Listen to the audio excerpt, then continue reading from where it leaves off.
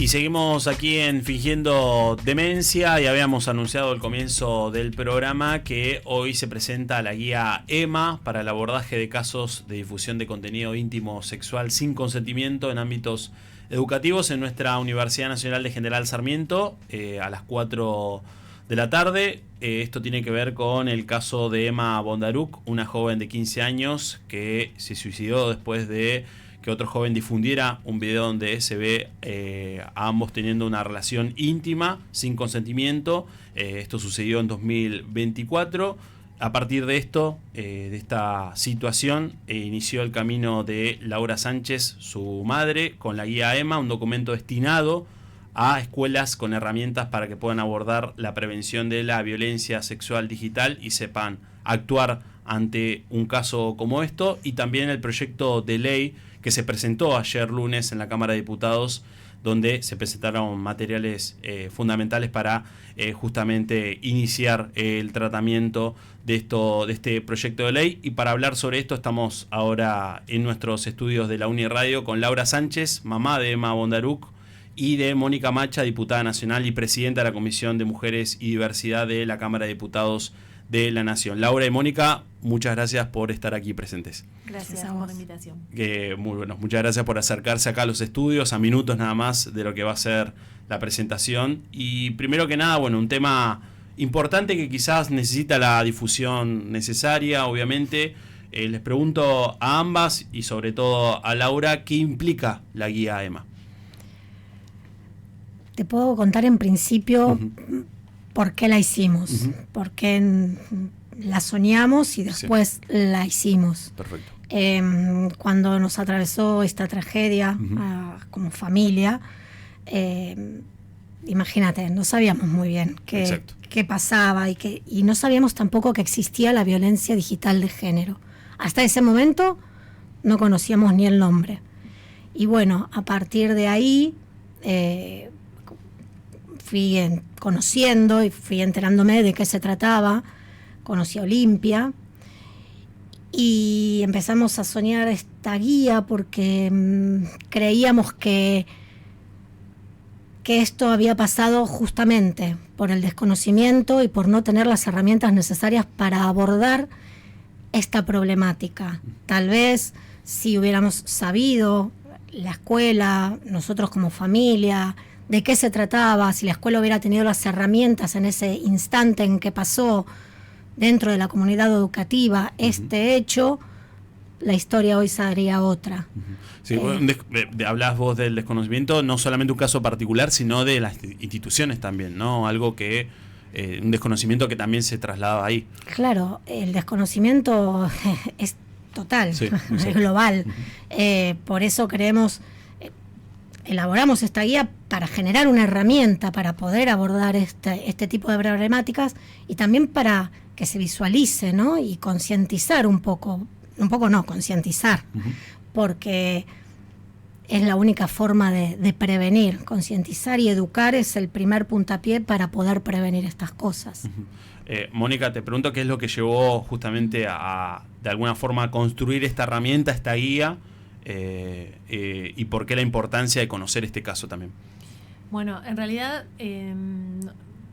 venimos trabajando con un grupo de organizaciones hace ya varios años sobre el tema de violencia digital, ¿no? O sea, nosotros empezamos creo que fue en el 2021, que empezamos con Olimpia Coralmelo, que va a venir también hoy,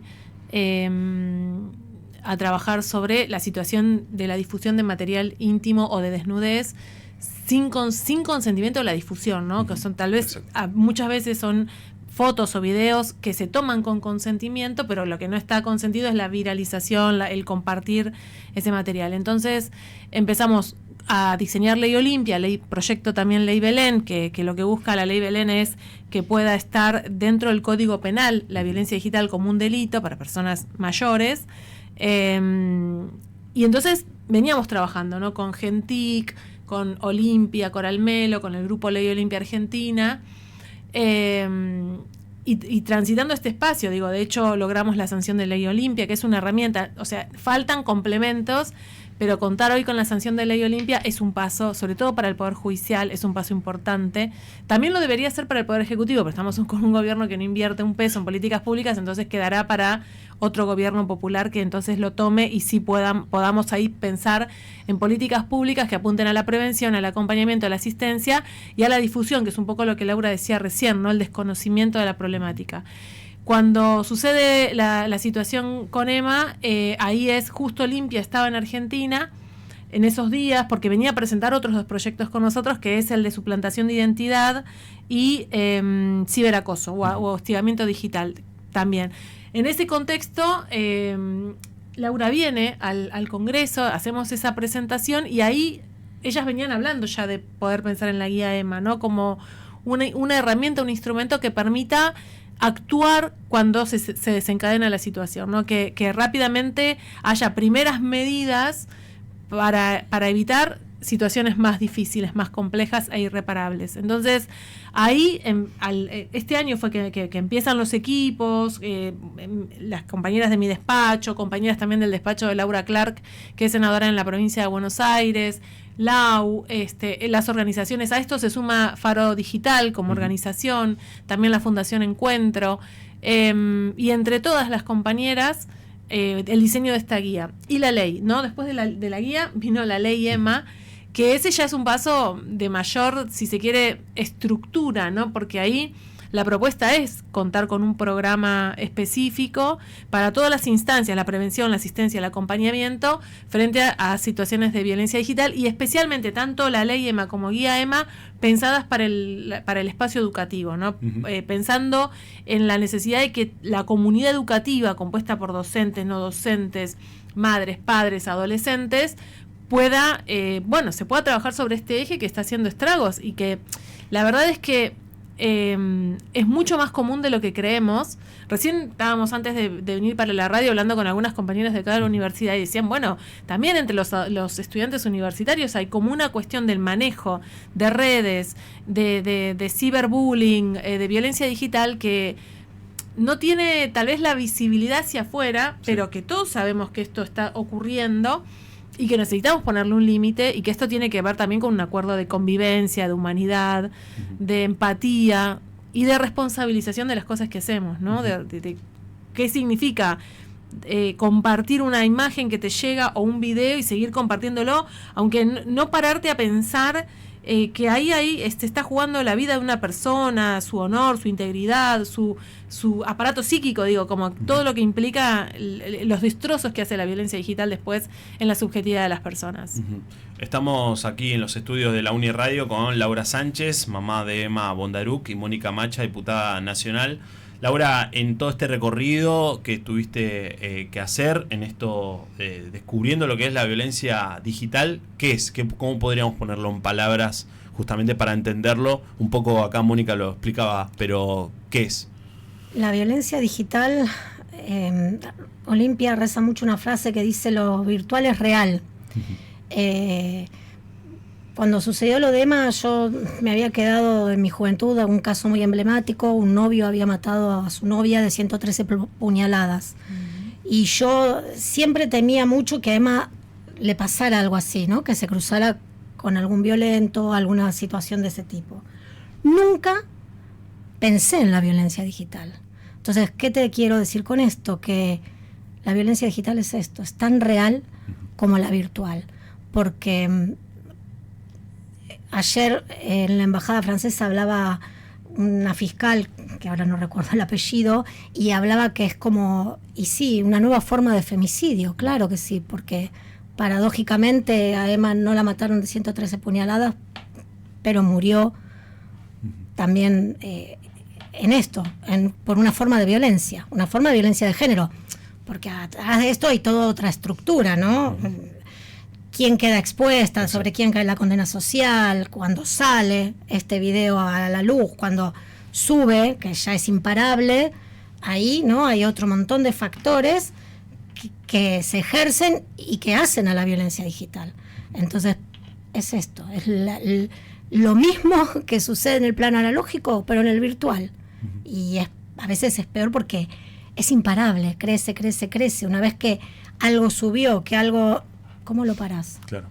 Acá, Mónica, te pregunto sobre esto, ¿no? Que cuando algo se sube ya es como imparable y hay una desprotección para cualquier persona, pero en este caso estamos hablando de jóvenes, de menores de edad sobre todo, y te pregunto sobre la protección que existe, qué tan desprotegidos están los jóvenes en estos momentos, por el avance de la tecnología, porque cada uno ahora tiene su celular, porque estamos en un mundo digitalizado, pero digo, ¿en qué estado están los jóvenes sobre todo con estas situaciones? Bueno, a mí me parece que tal vez es el espacio de nuestra población que está más desprotegido, porque además estamos hablando de adolescentes, ¿no? O sea, estas situaciones son gravísimas también para una persona adulta, pero una persona adulta puede tener ya como más herramientas para enfrentar una situación o no, digo, eso depende también como cada uno en qué momento cae este tipo de situaciones y demás. Estamos, acompañando a Julia Mengolini, también fue blanco de un ataque por parte del presidente, o sea, como insólito. Sí, con todo el aparato estatal, ¿no? Con todo el aparato estatal, o sea, para todas las personas es un daño psíquico importante y que cada uno lo va a atravesar con las herramientas que tenga en ese momento. Ahora, es cierto que para un adolescente es mucho más complicado, porque es una persona que está en esa formación, en ese desarrollo, en el desarrollo también de su subjetividad, de su aparato psíquico. De hecho, no es ni niño ni adulto, no está en esa transición. Así que a mí me parece que en ese sentido hay mucha desprotección. Creo que algo que con lo que venimos laburando mucho con este colectivo que fuimos construyendo es la necesidad de la información, ¿no? Que la posibilidad de ejercer derechos y de ejercer una vida con mayor libertad, que cada uno pueda ejercer su sexualidad como lo desee, como quiera, pero que tenga la información. Y esto a mí me parece que es central para poder ejercer con más libertad esos derechos, ¿no? Es decir, bueno, lo que decía Lau recién, una vez que el material o que esos videos, esas fotos suben a la nube, están en internet, después ¿cómo los bajás? Y bueno, nosotros no tenemos hoy posibilidad de decir este contenido hay que bajarlo. La ley Olimpia sí lo contempla. Si hay una denuncia, hay todo un proceso, entonces se le puede exigir a las plataformas que esos contenidos los tiene que bajar. Pero tiene que haber todo un proceso, ya una situación en curso, ¿no? O sea, como determinadas condiciones, pero también es cierto que nuestro país en ese punto está más expuesto, porque las plataformas no tienen sedes acá, entonces todo es como más engorroso. Ahora, yo creo que si nosotros tenemos como más formación en estos temas, podemos exigir mejor. Entonces, que si hay un contenido que hay que removerlo, tener la posibilidad de esa exigencia. No respondan rápidamente, no les copa tampoco, porque nosotros cuando estábamos en plena discusión de ley Olimpia, que si se quiere de todo lo que estuvimos mencionando, es la ley más, la más, si quiere, ¿cómo sería? La más frágil o la más, no es inocua, porque plantea una política pública, pero no tiene que ver con el Código Penal, no es que hay sanción, castigo, no.